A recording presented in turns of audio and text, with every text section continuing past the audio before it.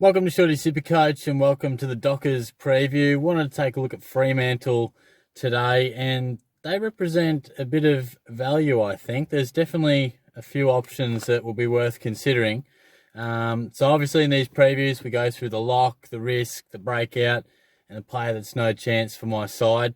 Now, the lock's pretty straightforward. You can lock in Fife. We know how good he is. Won a couple of Brownlows, absolute superstar.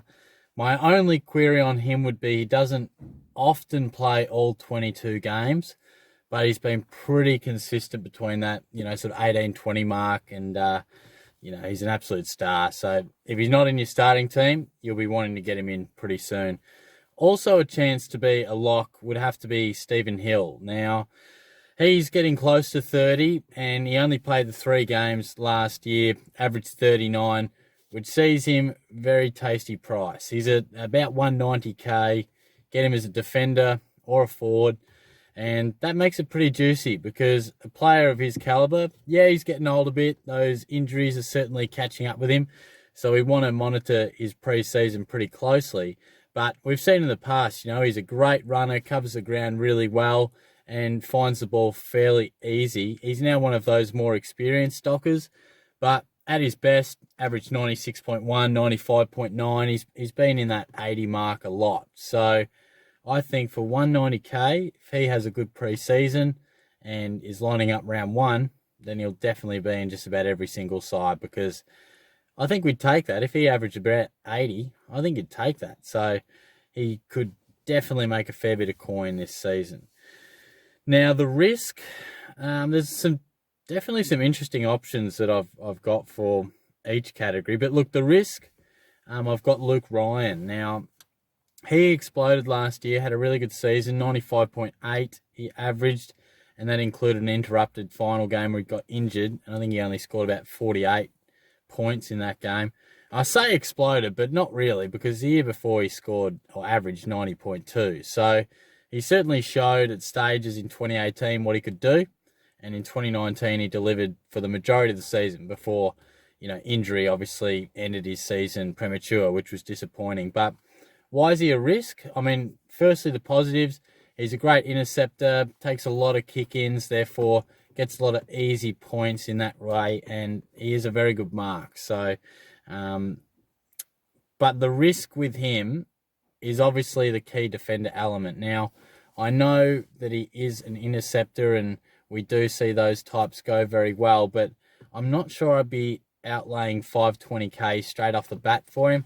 I want to have a couple of references, and just previously of the years gone by, even someone like Alex Rance, absolute superstar, 2015 and 2016 averaged 98, then back down to 88, down to 82 in 2018.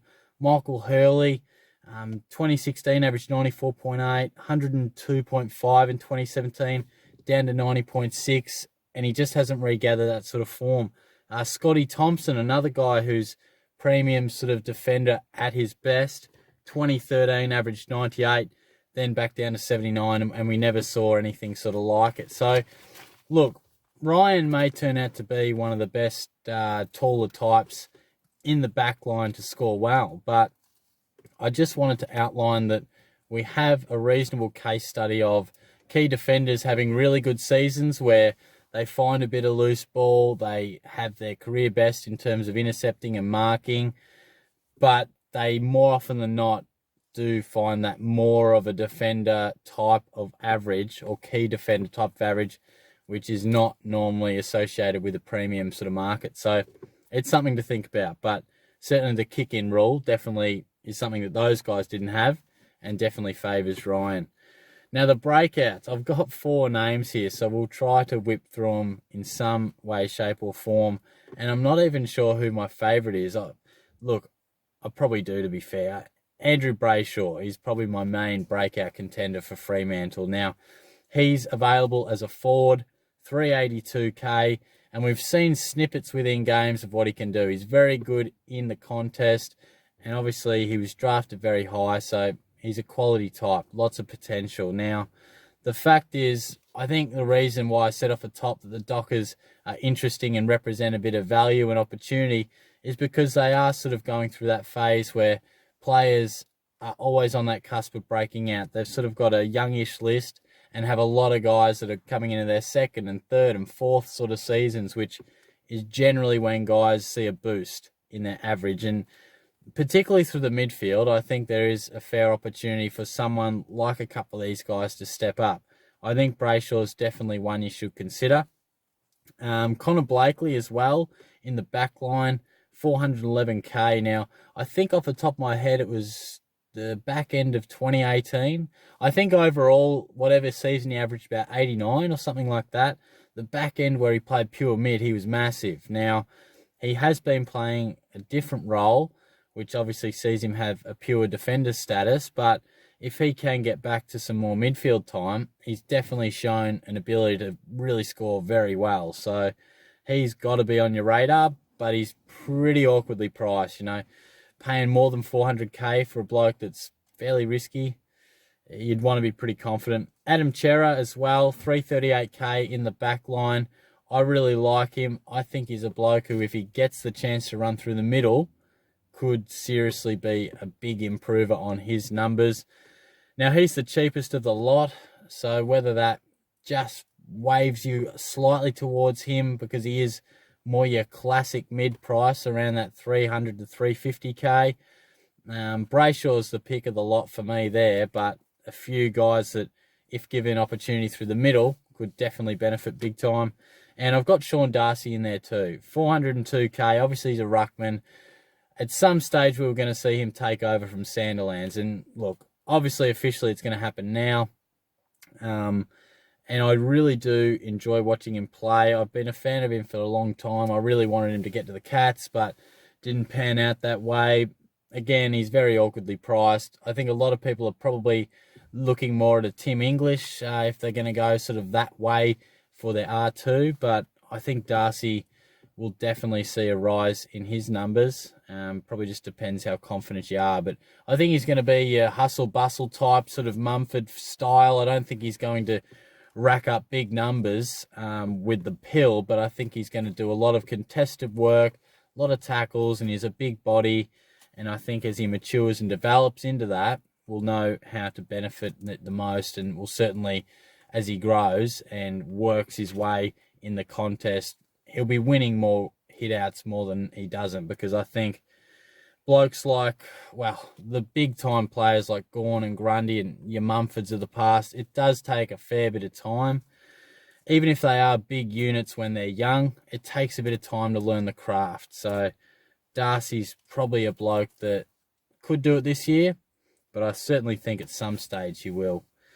And the no chance, perhaps one of my more controversial no chances for my side, but it's Michael Walters. Now, you're probably saying, Shorty, you've lost the plot, mate. He averaged 100, was sensational for my side last year.